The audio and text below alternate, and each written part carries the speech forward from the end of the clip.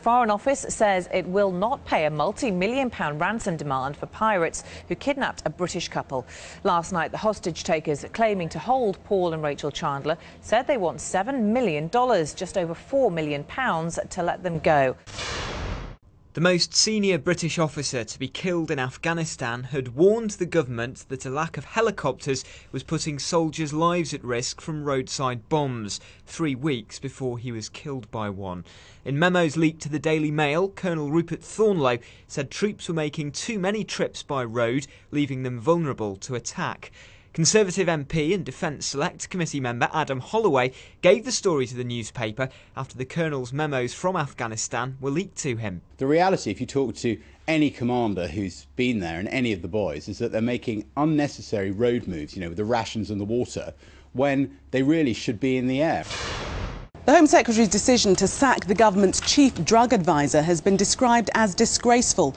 Professor David Nutt was asked to resign after he warned ecstasy and LSD were less harmful than alcohol and criticised the decision to upgrade the classification of cannabis. Academics and charities claim Mr Johnson's action undermines scientific research. Professor Nutt told Sky News the government's ignoring the truth. It's being reported President Karzai's rival is likely to pull out of next week's runoff in Afghanistan's election. It's claimed talks between the two candidates have broken down, and Abdullah has complained there's no evidence it would be fairer a second time round. The revote was ordered after widespread fraud was discovered in the first ballot. A group of politicians from Northern Ireland are heading to Libya for talks about compensation for victims of IRA violence. They've been invited by Colonel Gaddafi's team following accusations Libya supplied the IRA with bomb-making equipment. The MPs and members of the Lords say they may not reach agreement, but want the opportunity to put their case forward. 2 people have died after a light aircraft crashed into a house in the US state of Georgia.